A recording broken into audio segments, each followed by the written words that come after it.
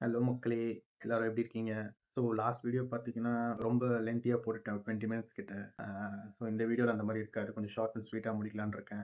வீடியோக்குள்ள போறதுக்கு முன்னாடி ஆக்சுவலா என்னோட யூடியூப் பேஜோட லிங்க்க நான் வந்து டிஸ்கிரிப்ஷன்ல மென்ஷன் பண்ணியிருக்கேன். ஸோ எல்லாரும் ப்ளீஸ் சப்ஸ்கிரைப் பண்ணுங்க. ஒரு ஷார்ட் கிளிப் ஆஃப் வீடியோ நான் கனடால எப்படி என்ஜாய் பண்ணேன்ற ஒரு வீடியோ வந்து வீடியோ எண்ட்ல போட்டிருக்கேன். அதையும் மறக்காம பார்த்துருங்க. ஸ்கிப் பண்ணாம பாருங்க. என் லைஃப்ல நடக்கிற எல்லா டெய்லி ஆக்டிவிட்டீஸ் வீடியோஸையும் நான் போஸ்ட் பண்றேன். லைக் ரெகுலரா போஸ்ட் பண்ண முடியாது. But weekly R 2 weeks once இந்த மாரி சும்மா ஒரு நல்ல என்டர்டெய்னிங் வீடியோஸா தான் நான் போஸ்ட் பண்ணுவேன். இது ஆல்ரெடி இருந்த சேனல் தான். பட் முன்னாடி சொன்ன மாரி ஒரு 9 இயர்ஸ், 10 இயர்ஸ் ஆக்டிவா இல்ல. ஸோ இப்போ நம்ம ஆக்டிவ் பண்ணி பார்க்கலான்னு தான் ஒரு ட்ரை இது. ஸோ அந்த லிங்க்க வந்து நீங்க சப்ஸ்கிரைப் பண்றீங்க என்னோட சேனல. அண்ட் இந்த வீடியோஸ்ல வந்து நான் ரொம்ப டீட்டெயிலா அந்த கனடாவோட அந்த டீட்டெயில் ஸ்டெப்ஸ் நான் குடுக்கல. பட் உங்களுக்கு வந்து ஒரு டீட்டெயிலா எல்லாமே வேணும். என்னென்ன பண்ணணும், ஏது பண்ணணும், எது எதெல்லாம் ப்ராசஸ் பண்ணணும், இந்த மாரி எல்லாமே உங்களுக்கு டீட்டெயிலா வேணும்னா, நான் என்னோட Instagram அக்கவுண்ட்டையும் வந்து டிஸ்கிரிப்ஷன்ல மென்ஷன் பண்ணியிருக்கேன். நீங்க அதில போயிட்டு எனக்கு வந்து நீங்க பின் பண்ணலாம். நான் வீடியோலயும் உங்களுக்கு அந்த லிங்கோட என்னோட ப்ரொஃபைல நான் காட்டுறேன். ஸோ நீங்க வந்து எனக்கு டிஎம் பண்ணுங்க. நான் உங்களுக்கு எல்லாத்துக்கும் நான் ரெஸ்பாண்ட் பண்ணுவேன். ஓகேங்களா? So okay. வீடியோக்குள்ள போலாம். ஸோ லாஸ்ட்டா நான் எங்க நிப்பாட்னேன்? சென்னை ஏர்போர்ட்ல. ஸோ அதான் கைஸ் சென்னை ஏர்போர்ட்ல வந்துட்டேன். வந்து ஆல் சார்ட் ஆஃப் எமோஷனல் இதெல்லாம் ஃபினிஷ் பண்ணிட்டு, எல்லாருக்கும் ஒரு டாட்டா பாய் சொல்லிட்டு, ஒரு ஸ்டெப் எடுத்து வச்சேன். ஒரு எக்ஸைட்மெண்ட்டா இருந்துச்சு. அது இல்லாம எனக்கு கொஞ்சம் பதட்டமாவும் இருந்துச்சு. ஏன்னா நான் தனி ஆளு. லைக் ரொம்ப லாங் டிராவல் பண்ணி ஒரு இடத்துக்கு போறேன். கடல் விட்டு கடல் தாண்டி. ஸோ எப்புட்றா நம்ம தனியா போறோம். கரெக்ட்டா முடிப்போமா? இப்படிலாம் ஒரு தாட் இருந்துச்சு. அது இல்லாம என்னோட லே ஓவர் ஜெர்மனினால ஜெர்மன் லாங்குவேஜ்லாம் வேற கொஞ்சம் கஷ்டமா இருக்கும். அங்க லைக் லாங்குவேஜஸ் என்ன லாங்குவேஜஸ்ல எழுதியிருக்காங்க ஏர்போர்ட் உள்ள. ஸோ ஜெர்மன்ஸா ஒரு இங்கிலீஷா என்னன்னே தெரியல. ஸோ நம்ம ஃபர்ஸ்ட் ஜெர்னினால நம்மளுக்கு ஃபுல்லா ஐடியா இல்ல. ஸோ போனேன். ஏர்போர்ட்ல இருக்கிற நார்மல் ஸ்டஃப் எப்பவுமே பண்ற ஸ்டஃப்ஸ் அந்த checking, passport checking, visa, questions இந்த இதெல்லாம் ஃபினிஷ் பண்ணிட்டேன். ஸோ ஃபினிஷ் பண்ணிட்டு நான் போய் இறங்குன இடம் வந்து ஃப்ராங்க்ஃபர்ட் ஜெர்மனி தான். ஸோ போய் இறங்கிட்டேன். இறங்குன பெரிய ஏர்போர்ட்டுங்க. அப்பா! நம்ம நம்மளோட அந்த பிளேஸ் போறதுக்கே வந்து பார்த்தீங்கன்னா, டைம் எடுத்துரும் கண்டிப்பா. ஸோ விட்டு இறங்குனோனே ஓடுனேன்.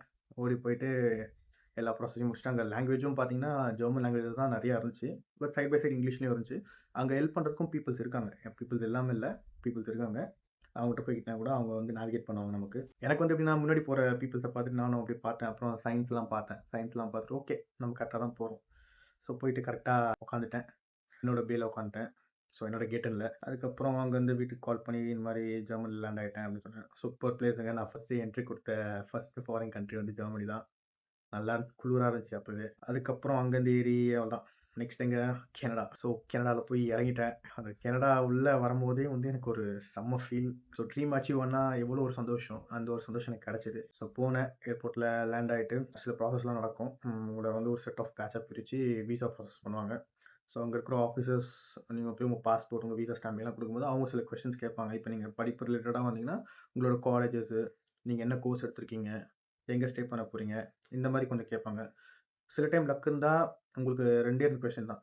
என்ன காலேஜ், என்ன கோர்ஸ் அவ்வளோதான். சில டைம் ரொம்ப பேட் லக்கா இருந்தா உங்கள வந்து இன்னும் சில கொஸ்டின்ஸ்லாம் கேட்பாங்க. நான் போன டைம்ல வந்து எனக்கு 2 கொஸ்டின் தான். So which college, what course you are taking and how many years அந்த மாரி.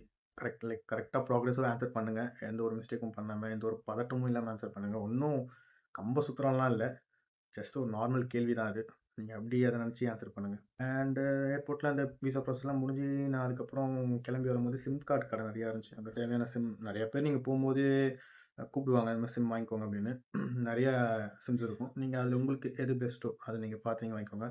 நான் போற டைம்ல ஒரு $30 to $40 ஆச்சுன்னு நெனைக்கிறேன். ஸோ நல்லா தான் இருக்கும். எல்லா சிம்முமே ப்ராப்பரா இருக்கும். இன்னும் ரொம்ப இதெல்லாம் இல்ல. சிக்னல்லாம் எல்லாமே நல்லா தான் இருக்கும். நீங்க ஏர்போர்ட்லயே வாங்கிடலாம். ஸோ அந்த மாரி தான் நான் வாங்கிட்டேன்.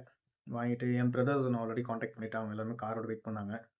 ஸோ போனேன். லக்கேஜ்லாம் எடுத்து வச்சுட்டு போனா வெளிய ஏர்போர்ட்லேருந்து வெளிய வரும்போது வாயிலேருந்து புகை. செம்ம குளிர். ஏன்னா நான் போன டிசம்பர் டைம்னால பீக் வின்டர் அதெல்லாம். ஸோ செம்ம சில்லுங்க. சுத்தமா முடியல. ரொம்ப சில்லுன்னு தான் இருந்துச்சு. நான் அதான் சொன்னேன், "என்னங்க வாயிலேருந்துலாம் புகை வருதுன்னு." உள்ள வந்துட்டாலே இனிமேல் எங்கெங்கேருந்தோ புகை வரும்னாங்க என் அண்ணனுங்கலாம். ஸோ அதுக்கப்புறம் எடுத்து டேரக்ட்டா ஃபர்ஸ்ட்டு வந்து என் பிரதர் ஹவுஸ் தான் போனேன். போயிட்டு அங்க அப்படியே என் பிரதர்ஸ் இன்னும் ரிலேட்டிவ்ஸ் நெறைய பேர் இருந்தாங்க. ஸோ அவங்களலாம் அப்படியே பார்த்துட்டு, ஒரு இன்ட்ரோ மாரி குடுத்துட்டு, ஸோ நெக்ஸ்ட் ஸ்டெப் வந்து என்னோட சின் நம்பர் ஆக்டிவேட் பண்ணணும். போயிட்டு கவர்மெண்ட் ஆஃபீஸ்ல சின் இத ரெஜிஸ்டர் பண்ணி, அந்த சின் நம்பர் நம்ம வாங்கணும். ஏன்னா, அந்த சின் நம்பர் நம்ம வாங்குனா தான் நீங்க வொர்க் பண்ணவே முடியும். அங்க ஒரு பார்ட் டைமோ ஏதாவது நீங்க எடுத்தீங்கன்னா, உங்களுக்கு பேசிக்கா கேட்கறது வந்து உங்களோட சின்னு, உங்களோட ஸ்டடி பெர்மிட் எல்லாமே. ஸோ இது எல்லாத்தையும் கரெக்ட்டா நான் அன்னைக்கு நெக்ஸ்ட் டேவே நான் போயிட்டு கவர்மெண்ட் ஆஃபீஸ்ல போயிட்டு அதெல்லாம் பண்ணி வாங்கிட்டேன். வாங்கிட்டு பேங்க் அக்கவுண்ட் வந்து கிரியேட் பண்ணணும். ஸோ நீங்கள் ஏஜென்சி மூலியமாக போனீங்கன்னா இங்கேயே உங்களுக்கு க்ரியேட் பண்ணி கொடுத்துருவாங்க. பேங்க்கில் போயிட்டு உங்களோட ஐடிஸ்லாம் கொடுத்து நீங்கள் ரெஜிஸ்டர் பண்ணி கார்டு எல்லாமே நீங்கள் வாங்கிக்கலாம். ஸோ அதில் உங்களுக்கு வந்து நீங்கள் இங்கேருந்து போகும்போதே வந்து ஒரு 6 lakhs கட்டியிருப்பீங்க. மந்த்லி உங்களுக்கு வந்து ஒரு $720 கனடாவே உங்களுக்கு போட்டுக்கணும் அந்த அக்கௌண்ட்டில். ஸோ இங்கேருந்து கட்டியிருப்பீங்க, அந்த அமௌண்ட் உங்களுக்கு மந்த்லி வரும். ஸோ பேங்க் போயிட்டு பேங்க் ப்ராசஸிங் முடிச்சுட்டு நெக்ஸ்ட் என்ன, சரி ஊர் சுற்றுவோம்னு சொல்லி தான் ஊர் சுற்ற ஸ்டார்ட் பண்ணது. இந்த டொரண்டோட சிஎன் டவர், அப்புறம் சில நியர்பை ஷாப்ஸு அதெல்லாம் நல்லா கவர் பண்ணேன். இந்த டைம் ஸ்கொயர் மாதிரி டுண்டா ஸ்கொயர்னு சொல்லிட்டு டொரண்டோவில் ஒன்று இருக்குங்க. சூப்பராக இருக்கும். லைக் ஒரு நல்ல ஒரு ஃபீல். நிறைய அந்த எல்இடி டிவிஸ், அந்த பில்டிங்ஸ்லாம் பார்த்தீங்கன்னா நல்லா large buildings, like sky scrapers அளவுக்கு சொல்ல மாட்டேன், பட் ஓகேஜாக இருக்கும். ஸோ நல்ல ஃபீல், ஒரு மினி யூஎஸில் இருக்கிற மாதிரி ஒரு ஃபீல் இருக்கும். ஸோ ஓகே, சுற்றி பார்த்துட்டு அதுக்கப்புறம் என்னோட ரூம், நான் ரெண்ட் பண்ண ரூம், பசங்களோட ரெண்ட் பண்ண ரூமுக்கு போயிட்டு வீட்டெல்லாம் போய் செக் பண்ணிவிட்டு எல்லாமே நல்லா இருக்கா, எல்லாம் கரெக்டாக இருக்கான்னு பார்த்து அந்த கீயும் வாங்கிட்டு அதுக்கப்புறம் தாங்க ஸ்டார்ட் ஆச்சு என் கனடா ஜேர்னி. ஸோ அதுக்கப்புறம் ஒன் பை ஒன்னாக என்னோடய ஃப்ரெண்ட்ஸ் எல்லாருமே, நாங்கள் ரூம்மேட்ஸாக இங்கே இந்தியாவில் இருக்கும்போது பேசிட்டு போனவங்க எல்லாருமே வந்து ஒன் பை ஒன்னாக வந்தாங்க. ஏன்னா நான் தான் ஃபஸ்ட் போனேன். ஸோ எனக்கு அடுத்து எல்லாருமே வந்து வந்தாங்க. எல்லாரும் கனெக்ட் ஆகிட்டு ஒரு ஃபேமிலியாக வாழ்ந்தோங்க. நாங்கள் வாழ்ந்தது ஒரு 8 months to 1 year இருக்கும். அந்த 8 months to 1 yearமே பார்த்தீங்கன்னா நாங்கள் நல்ல ஒரு ஃபேமிலியாக நல்லா இருந்துச்சு. அதில் கொஞ்சம் அப்படி இப்படின்னு போச்சு, பட் அதுக்கப்புறம் அப்படியே எல்லாமே மாறி கரெக்டாக போச்சு. ஸோ அதுக்கப்புறம் ஜாப் பார்ட், நான் ஆக்சுவலாக வின்டர் டைமில் போனதுனால வந்து பார்த்தீங்கன்னா ஜாப் எனக்கு வந்து ஒரு 5 to 6 months ஆச்சு. ஏன்னா கனடாவை பொறுத்த வரைக்கும் பார்த்தீங்கன்னா வின்டர் வந்து ஒரு 4 to 5 months கம்பல்சரி இருக்கும். ஸோ அந்த டைமில் வின்டர் டைமில் உங்களுக்கு எந்த ஒரு ஹைரிங்ஸும் போகாது, யாருமே ஹைரும் பண்ண மாட்டாங்க. ஏன்னா அங்கே எல்லாமே ப்ரொடக்ஷன்ஸ் எல்லாமே ஸ்டாப் ஆயிரும். இந்த வேர் ஹவுஸில், ஃபேக்ட்ரிஸில் அண்டு ரெஸ்டாரண்ட்ஸ் இந்த மாதிரி போனீங்கன்னா கூட லைக் பீப்புள் வந்து சாப்பிட மாட்டாங்க. ஏன்னா வின்டரில் வெளியே வரதுக்கு யோசிப்பாங்க. ஸோ எல்லாமே டல்லாக இருக்கும். ஸோ அதனால் நீங்கள் ஹைரிங்ஸ் கேட்டு போனாலுமே யாருமே ஹையர் பண்ண மாட்டாங்க. 90% ஹைரிங் கஷ்டம். பட் 10 or 15% லைக் லக் பேஸஸில் உங்களுக்கு எதாவது கிடச்சிதுன்னா நீங்கள் கண்டிப்பாக அது ஒரு லக்கி சுச்சுவேஷன் தான் நான் சொல்லுவேன். ஸோ நான் போன டைம் வின்டர் சுத்தமாக வேலையே கிடைக்கல. ஒரு 5 months கொஞ்சம் ஸ்ட்ரகிளிங்காக தான் இருந்துச்சு. அதுக்கப்புறம் ஸ்டெப் பை ஸ்டெப்பாக அதுக்கப்புறம் நிறைய இடத்துல போய் அப்ளை பண்ண ஆரம்பித்தேன். ஓரளவுக்கு இந்த சம்மர் சீசன் வந்த அப்புறம் ஒரு இந்தியன் ஹோட்டலில் எனக்கு ஜாப் கிடச்சிது. ரொம்ப கஷ்டப்பட்டேன். கஷ்டப்பட்டு கொஞ்சம் கொஞ்சமாக அந்த பணத்தை வீட்டுக்கும் அனுப்பி கொஞ்சம் என்னோடய சேவிங்ஸையும் பார்த்துட்டு அப்படியே சைட் பை சைடு வந்து என்னோடய ஸ்டடீஸையும் பார்த்தேன். அசைன்மெண்ட்ஸ் அது இது நிறையா இருந்துச்சு. நான் மட்டும் இல்லை, என் கூட இருந்த என்னோடய ரூம்மேட்ஸுக்குமே பார்த்தீங்கன்னா அதே இதுதான். ஒர்க்கையும் பார்த்துட்டு ப்ளஸ் அவங்க அசைன்மெண்ட்ஸ் அதையும் காலேஜ் டிகிரிஸையும் பார்த்துக்கிட்டு ரொம்ப கஷ்டப்பட்டேன் எல்லாருமே. ஸோ அதுக்கப்புறம் அந்த ஹோட்டல் வேலை முடிஞ்சதுக்கப்புறம் இன்னொரு வேலை கிடச்சிது. ஸோ இப்படியே இதாக போச்சு. அண்டு ஏன்னா நீங்கள் வந்து கனடா எக்ஸ்பென்சஸ் வந்து பார்த்தீங்கன்னா ரெண்ட்டு, க்ராசரிஸ் இதெல்லாம் மேனேஜ் பண்ணணும், வீட்டுக்கும் பணம் அனுப்பணும். இப்போ இந்த லோன் போட்டு வராங்க தெரியுமா, எஜுகேஷன் லோன் எடுத்துகிட்டு வராங்களே, அவங்களுக்கு ஓரளவுக்கு ஓகேவாக இருக்கும். ஏன்னா அவங்க கை காசு போடல, லோன் எடுத்து மொத்தமாக வரதுனால அவங்களுக்கு ஒரு சர்டன் டைம் பீரியட் இருக்குது. அதுக்கப்புறம் தான் அவங்க லோன் கட்ட ஆரம்பிப்பாங்க. ஸோ அவங்களுக்கு ப்ரெஷரைஸ்ட் இருக்காது. ஆனால் பட் லோன் இல்லாமல் அவங்க கை காசு போட்டு என்ட்ரி கொடுக்குறாங்க பாருங்க கனடாக்கு. ஸோ அவங்களுக்குலாம் ரொம்ப ப்ரெஷருங்க. அதில் ஒரு கேஸ் நானும் தான். அது ரொம்ப ப்ரெஷராக இருந்துச்சு. ஏன்னா நம்ம கை காசு போட்டிருக்கோம், அதுக்கு நம்ம உடனே கொடுக்கணும், நிறையா இருந்துச்சு. கிட்டத்தட்ட வந்து எனக்கு வந்து ஒரு 21 to 22 lakhs செலவாச்சு ஓவராலாக. ஸோ அதுக்கப்புறம் ஒர்க்கு, இப்படி ஸ்டடீஸு கம்ப்ளீட் பண்ணி டிகிரி வாங்கிட்டேன். அது ஒரு பெருமைங்க. டிகிரி வாங்கும்போது ஒரு செம்ம கெத்து ஃபீலு. அதுக்கப்புறம் ஜாப் கிடச்சிது. ஜாப் பண்ணிவிட்டு அதுக்கப்புறம் நீங்கள் கேட்கலாம் ஏன்டா அதுக்கப்புறம் இந்தியா வந்தேன் அப்படின்னு. எனக்கு 2 ரீசன்ஸ் இருக்குது. ஒன்று வந்து ஒரு பர்சனல் சுச்சுவேஷன்ஸ் அந்த மாதிரி அமைஞ்சது கொஞ்சம் எனக்கு. ஸோ அதனால் வந்து அது ஒரு மைண்டில் நான் எடுத்துக்கிட்டேன். இன்னொரு ரீசன் என்னன்னா, நான் 1 year தான் எடுத்தேன் கோர்ஸ். ஸோ எனக்கு 1 year தான் ஒர்க் பர்மிட் இருக்கும். ஸோ அதுக்கப்புறம் வந்து நம்ம ஜாப் அதுக்குள்ளே இன்னும் நல்லா ப்ரொஃபஷ்னலாக ஹைடெக் ப்ரொஃபஷ்னலான ஜாப்லாம் சர்ச் பண்ணி எடுக்கிறதுக்கே டைம் ஆயிரும். அண்ட் அதெல்லாம் யோசித்தேன் ஒரு பக்கம். ஓகே, இந்தியாவுக்கு போயிடலாம், பட் என்கிட்ட வீசா இருக்குது. அங்கே இருக்கும்போது டிஆர்பி எடுத்துட்டேன். ஸோ டூரிஸ்ட் மாதிரி போயிட்டு வரலாம். ஸோ அதுக்கப்புறம் யோசித்தேன். ஏன்னா நான் போன டைமில் ஜாப்ஸ்லாம் வந்து பார்த்தீங்கன்னா ரொம்ப டிஃபிகல்ட்டாக தான் இருந்துச்சு. ஓகேங்களா, சீக்கிரம் கிடைக்கல. 2020 இயர் முன்னாடி போனவங்களுக்கு எல்லாருமே ஓரளவுக்கு ஓகேவாக இருக்காங்க. பட் ஆஃப்டர் 2020 யாரெல்லாம் வந்தாங்களோ அவங்களுக்குலாம் ரொம்ப ஸ்ட்ரகிளிங்காக தான் போச்சு. அதில் வந்து ஒரு 100%ல் ஒரு 70 to 80% ஸ்ட்ரகிளிங் தான். அந்த 20% பீப்புள் தான் வந்து ஓரளவுக்கு பெனிஃபிஷியராக போயிட்டாங்க. ஸோ மேபி நான் இருந்து இன்னும் ட்ரை பண்ணியிருக்கலாம் அப்படின்னும் சொல்லலாம். ப்ளஸ் என்னோடய சுச்சுவேஷனுங்க, மெயின் ரீசன் என் சுச்சுவேஷன். எனக்கு சுச்சுவேஷன் சரியாக அமையல. ஏகப்பட்ட ப்ரெஷர்ஸ் எல்லா பக்கமும். ஸோ ஓரளவுக்கு ஹேண்டில் பண்ண முடியல. அங்கே இருந்தால் செட் ஆகாது, நம்ம இங்கே வரலாம் அப்படின்ற மாதிரி சுச்சுவேஷனில் இருந்தேன். பட் என்னோடய ரூம்மேட்ஸ் இன்னும் கொஞ்சம் பேர் அங்கே தான் இருக்காங்க. ஸோ அவங்களுக்குமே ரொம்ப டஃப் சுச்சுவேஷன்ஸ் தான். ஏன்னா ஜாப் வந்து அவ்வளோ ஈஸியில் அங்கே கிடைக்கிறது. பார்ட் டைம் ஜாப் கூட கிடைக்கிறது இப்போ ரொம்ப கஷ்டமா இருக்குன்னு கேள்விப்பட்டேன். ஸோ கனடா போகிற மாதிரி இருக்கிறவங்களுக்கு வந்து நான் என்ன சொல்லுவேன்னா, இன்ஸ்டாகிராமில் வர அந்த வீடியோஸ், யூடியூப்ல வர வீடியோஸை பார்த்து வாவ் இப்படி ஃபாரின் கண்ட்ரி செம்ம சூப்பர் அப்படின்னு நினச்சி போகாதீங்க. அதெல்லாம் இருக்குது தான், இல்லைன்னு சொல்ல மாட்டேன், இருக்குது. பட் அதெல்லாம் நீங்கள் அனுபவிக்கணும்னா நிறைய ஸ்ட்ரகிள்ஸ் நீங்கள் கோ த்ரூ பண்ணியே ஆகணும். ஸ்ட்ரகிள்ஸ் இந்த சென்ஸ் வேலை தானே, பார்ட் டைம் தானே பார்த்துக்கலாம் அப்படி இல்லைங்க. இந்த பார்ட் டைம் மட்டும் இல்லை, நீங்கள் வேலையும் பார்க்கணும், நீங்கள் இருக்கிற ரூம் அந்த ஹவுஸ் ஹோல்ட் ஒர்க்ஸ் அதையும் பார்க்கணும், சமைக்கணும், நிறையா இருக்குது. ஸோ ரொம்ப ஸ்ட்ரகிளிங்காக தான் இருக்கும் லைஃப். பட் அதெல்லாம் ஒரு நல்ல எக்ஸ்பீரியன்ஸ், செம்ம எக்ஸ்பீரியன்ஸு. உங்களுக்கு ஒரு டிசிப்ளின் வரும், டைம் மேனேஜ்மெண்ட் கரெக்டாக வச்சுப்பீங்க.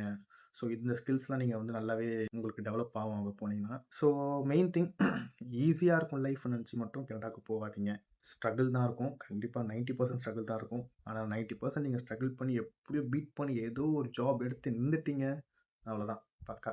ஆனால் இப்போ ஏஐ வந்து எல்லா இடத்துலையும் அந்த லே ஆஃபும் போயிட்டுருக்கு. எனக்கு தெரிஞ்ச ஒரு சில பேருக்கே வந்து பார்த்தீங்கன்னா ஒர்க் பண்ணிட்டே இருக்காங்கன்னா திடீர்னு வந்து நம்ம லே ஆஃப் பண்ணுறோம் சாரி இந்த மாதிரி சொல்லி நிறுத்திட்டாங்களாம். அவங்களுக்குலாம் எவ்வளோ கஷ்டம் பாருங்கள், ரொம்ப கஷ்டங்க. இந்த மாதிரி நிலமெல்லாம் யாருக்கும் வரக்கூடாது.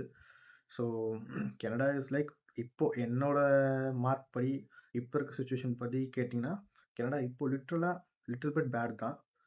ரொம்ப டாப் பீக்குன்னு சொல்லுவேன். கனடான்னு மட்டும் சொல்லலை, நிறைய ஃபாரின் கண்ட்ரிஸ் நான் கேள்விப்பட்ட வரைக்குமே ஆஸ்திரேலியா, லண்டன்லாம் சொல்லவே வேணாம், ரொம்ப கஷ்டம். ஆஸ்திரேலியா கூட அப்படி தான், யூஎஸ் கூட அப்படி தான் போயிட்டுருக்கு.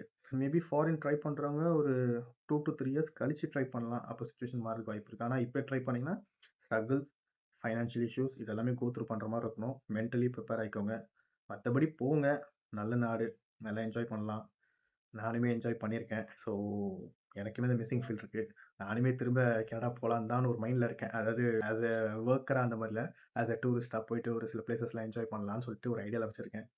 பார்ப்போம். ஸோ கைஸ், உங்களுக்கு ஏதாவது டவுட் எதை பற்றி அந்த கனடாவில் என்ன ப்ராசஸ் பண்ணணும், அங்கே போய் என்ன பண்ணணும், ஸ்டெப்பு எல்லாமே உங்களுக்கு எல்லாமே கிளியராக வேணும்னா எனக்கு வந்து இன்ஸ்டாகிராமில் பிங் பண்ணுங்கள். என் இன்ஸ்டாகிராம் ஐடியை நான் இதில் போட்டு வச்சுருக்கேன், நீங்கள் பிங் பண்ணுங்கள், நான் உங்களுக்கு எல்லாமே ரெஸ்பாண்ட் பண்ணுறேன். அண்டு அதான் சொல்கிறேன்ல, உங்களுக்கு நீங்கள் கனடா போகிற மாதிரி யாரெல்லாம் இருக்கீங்களோ மைண்ட் ப்ரிப்பேர் பண்ணிக்கோங்க. ஃபஸ்ட்டு ஃபைனான்ஷியல் ரெடி ஆகிக்கோங்க. ஸ்வெட்டர் ரொம்ப மெயினுங்க, ஸ்வெட்டர், ஜாக்கெட்ஸ் எல்லாத்தையும் கரெக்டாக வாங்கிக்கோங்க. அப்புறம் வந்து அங்கே ஃபுட்டெல்லாம் பார்த்தீங்கன்னா நம்ம ஊர் ஃபுட்லாம் கிடைக்கும், பட் எல்லாமே நீங்கள் ரெஸ்டாரண்ட் போய் சாப்பிட்ற மாதிரி இருக்கும். ஸோ கொஞ்சம் ஃபுட்டு வேரியண்ட்லாம் இருக்கும், ஓகேங்களா. அந்த ஸ்ட்ரகிள்லாம் கொஞ்சம் கஷ்டமாக தான் இருக்கும். பட் ஒன்ஸ் நீங்கள் ஒரு 6 மந்த்ஸ் இல்லைங்க 3 மந்த்ஸ் போனாலே உங்களுக்கு கிளியராக, அதுக்கப்புறம் நீங்களே செட் ஆயிடுவீங்க. ஸோ ஒரு இண்டிபெண்டன்ட் லைஃப் கிடைக்கும், ஒரு ஃப்ரீடமாக இருக்கலாம். அதே டைம் ஃபேமிலி மிஸ்ஸிங் ரொம்ப இருக்கும். ஸோ நல்லா ப்ரிப்பேர் ஆகிக்கோங்க. போகிறவங்களுக்கு நான் சொல்கிறேன், ப்ரிப்பேர் ஆகிக்கோங்க. அப்படி இன்கேஸ் உங்களுக்கு கனடா போய் எதுவுமே அமையலை, செட் ஆகலை அப்படின்ற மாதிரி ஒரு இதாகிடுச்சுன்னா இன்னும் வரி பண்ணிக்காதீங்க. உங்கள் கண்ட்ரி இந்தியா இங்கே தான் இருக்குது, இங்கே வந்து நீங்கள் ஜாப் எடுக்கலாம். ஓகே கைஸ், இதுதான் ஒரு ஷார்ட் ஜேர்னியாக நான் முடிச்சிட்டேன். இந்தியாவிலேருந்து கனடா எப்படி வந்தேன், திரும்ப கனடாலேருந்து ஏன் இந்தியா போனேன், எல்லாமே ஒரு ரொம்ப எக்ஸ்பிளைன் பண்ணாமல் ஷார்ட்டாக முடிச்சிட்டேன். ஸோ எந்த டவுட்ஸ் எது இருந்தாலும் எனக்கு பிங் பண்ணுங்கள். கமெண்ட்லேயும் வேணால் கேளுங்க, நான் கமெண்ட்டில் முடிஞ்சளவுக்கு ரிப்ளை பண்ண பார்க்குறேன். பட் பிங் பண்ணிங்கன்னா எனக்கு வந்து இன்னும் கொஞ்சம் ஈஸியாக இருக்கும். ஏன்னா நான் இன்ஸ்டாகிராமில் ரொம்ப நேரம் ஆக்டிவாக தான் இருப்பேன். ஸோ ரொம்ப ஈஸியாக இருக்கும். ஸோ இதுதான் என்னோட ஜேர்னி, அவ்வளோதான், கிளியர் முடிச்சிட்டேன். ஏதாவது டவுட்ஸ்னால் பிங் பண்ணுங்கள். சேனலை மெயினாக சப்ஸ்கிரைப் பண்ணுறேங்க, மறந்துடாதீங்க. தேங்க்யூ கைஸ், பாய்.